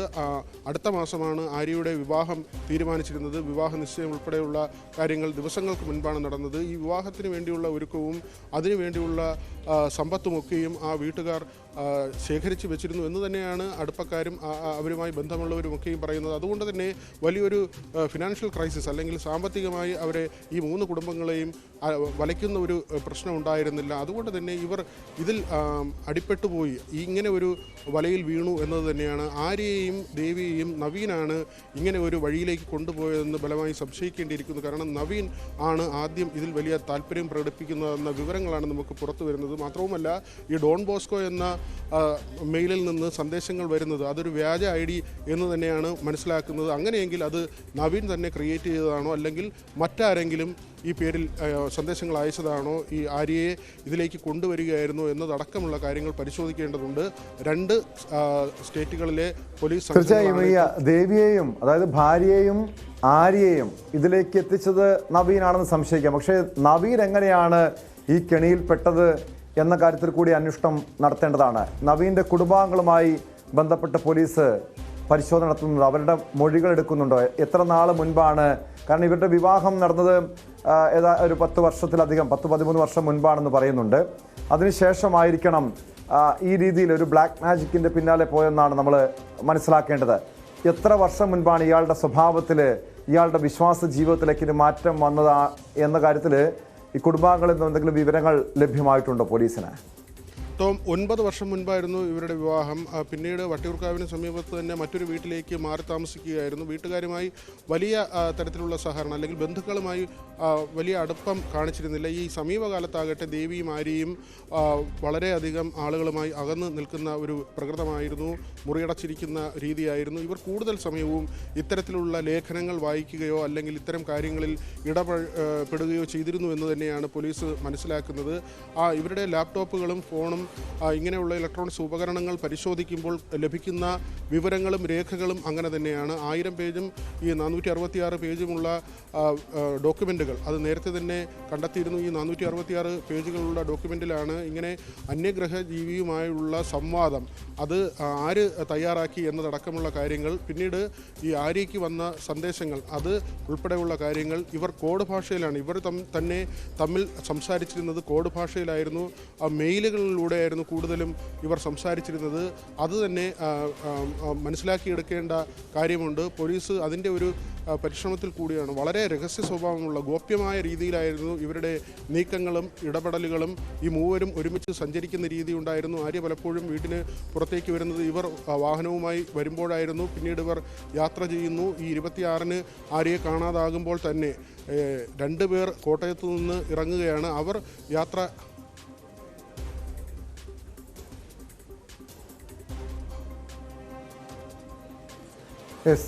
വ്യക്തമാണ്. VV വിനോദാണ് വിവരങ്ങൾ നൽകിയത്. അരുണാചൽ പ്രദേശിൽ മലയാളി ദമ്പതികളും സുഹൃത്തും ജീവനൊടുക്കിയതുമായി ബന്ധപ്പെട്ട പോലീസ് അന്വേഷണം ഊർജിതമാക്കിയിരിക്കുകയാണ്. ബ്ലാക്ക് മാജിക് സംഘങ്ങളെ കേന്ദ്രീകരിച്ചതോടൊപ്പം ഇവരെ ഏതെങ്കിലും സംഘടനകളുമായി ബന്ധപ്പെട്ട് ഇവർക്ക് ബന്ധമുണ്ടോ തുടങ്ങിയ കാര്യങ്ങളും പോലീസ് പരിശോധിക്കുന്നുണ്ട്. സ്പോട്ട് ലൈവിന് പോകുന്നത് ഇടുക്കി വണ്ടിപ്പെരിയാറിലേക്കാണ്. വണ്ടിപ്പെരിയാറിൽ കുടുംബ വഴക്കിനെ തുടർന്ന് യുവാവ് കുത്തേറ്റ് മരിച്ചു. തേങ്ങാക്കൽ സ്വദേശി 22 വയസ്സുകാരനായ അശോക് കുമാറാണ് മരിച്ചത്. അശോകിന്റെ ബന്ധു തേങ്ങാക്കൽ സ്വദേശി സുബീഷിനെ പോലീസ് കസ്റ്റഡിയിലെടുത്തു. കഴിഞ്ഞ രാത്രി മളാമല പള്ളിക്കരയിലായിരുന്നു സംഭവം. പ്രിൻസ് ജെയിംസ് ചേരുന്നു വിശദാംശങ്ങളുമായി. പ്രിൻസ്, ഈ കുടുംബ വഴക്കിനെ തുടർന്നാണ് യുവാവ് കൊല്ലപ്പെട്ടതെന്ന് പറയുന്നുണ്ട്. ഏതെങ്കിലും സാമ്പത്തിക തർക്കവുമായി ബന്ധപ്പെട്ട പ്രശ്നങ്ങളാണോ യുവാവിന്റെ ജീവനെടുത്തത്? ടോം, ഈ ഇരുവരുടെയും കുടുംബങ്ങൾ, അതായത് കൊല്ലപ്പെട്ട അശോക് കുമാറിന്റെയും സുബീഷിന്റെയും കുടുംബങ്ങൾ ഇരുവരും തമ്മിലും തർക്കങ്ങൾ ഉണ്ടായതായാണ് പോലീസ് വ്യക്തമാക്കിയത്. പലവിധ കാരണങ്ങൾ കൊണ്ടുള്ള തർക്കങ്ങൾ, കുടുംബ വിഷയങ്ങളുമായുള്ള തർക്കങ്ങൾ ഇവർ തമ്മിലുണ്ടായിരുന്നു. ഇതേ തുടർന്നാണ് ഇത്തരം ഒരു കൃത്യത്തിലേക്ക് നയിച്ചത്. കഴിഞ്ഞ രാത്രിയിൽ മാമല പള്ളിക്കരയിലെ ഒരു ക്ഷേത്രത്തിൽ ഉത്സവം നടക്കുകയായിരുന്നു. ഇതോടൊപ്പം മാമല ദേവാലയത്തിലെ തിരുനാൾ കർമ്മങ്ങളും ഉണ്ടായിരുന്നു. അതുകൊണ്ട് തന്നെ വലിയ ഒരു ജനക്കൂട്ടം ഈ മേഖലയിലുണ്ടായിരുന്നു. ഇതിനിടയിൽ വെച്ചാണ് ഈ തിരക്കുകൾക്കിടയിൽ വെച്ചാണ് സുബീഷ് ബന്ധുവായ അശോക് കുമാറിനെ കുത്തിയത്. അതിനുശേഷം ഇവിടുന്ന് ഇയാൾ ഓടി രക്ഷപ്പെട്ടു. തുടർന്നാണ് നാട്ടുകാരുടെ സഹായത്തോടു കൂടിയാണ് ഇയാളെ പോലീസ് കസ്റ്റഡിയിലെടുക്കുന്നത്, പിടികൂടുന്നത്. എന്തായാലും മൃതദേഹം ഇപ്പോൾ പെരുമേട് താലൂക്ക് ആശുപത്രിയിലാണ്. ഒപ്പം ഇയാൾ പോലീസിന്റെ കസ്റ്റഡിയിലുമാണ്. വണ്ടിപ്പെരിയാർ തേങ്ങാക്കൽ സ്വദേശികളാണ് ഇരുവരും തമ്മിലുള്ള തർക്കങ്ങളും ഒപ്പം കുടുംബപരമായി ഇവർക്കിടയിൽ നിലനിൽക്കുന്ന തർക്കങ്ങളുമാണ് ഒരു കൃത്യത്തിലേക്ക് നയിച്ചത് എന്നാണ് നമുക്ക് മനസ്സിലാക്കാൻ സാധിക്കുന്നത്. എന്തായാലും നാട്ടുകാരുടെ അവസരമായി ഇടപെടൽ മൂലം അപ്പോൾ തന്നെ പ്രതിയെ പിടികൂടാൻ സാധിച്ചു. ഒപ്പം പോലീസും സംഭവത്തിൽ അപ്പോൾ തന്നെ ഇടപെടുകയും ഒക്കെ ചെയ്തു. എന്തായാലും ഈ കുത്തേറ്റ അശോക് കുമാറിനെ ചികിത്സ ലഭിക്കാനൊക്കെ നാട്ടുകാരുടെ നേതൃത്വത്തിലൊക്കെ ശ്രമങ്ങൾ നടത്തിയിരുന്നെങ്കിൽ പോലും ജീവൻ രക്ഷിക്കാൻ സാധിച്ചില്ല. കാരണം ഈ 22-കാരനായ യുവാവാണ് ഇത്തരത്തിൽ ദാരുണമായി കൊല്ലപ്പെട്ട ഒരു സാഹചര്യം. പ്രത്യേകിച്ചും ഒരു ഉത്സവ ആഘോഷങ്ങളൊക്കെ നടക്കുന്ന ഒരു സ്ഥലത്ത് വെച്ച് ഇത്തരത്തിൽ ദാരുണമായി കൊല്ലപ്പെട്ട ഒരു സംഭവം ഉണ്ടായിരിക്കുന്നത്.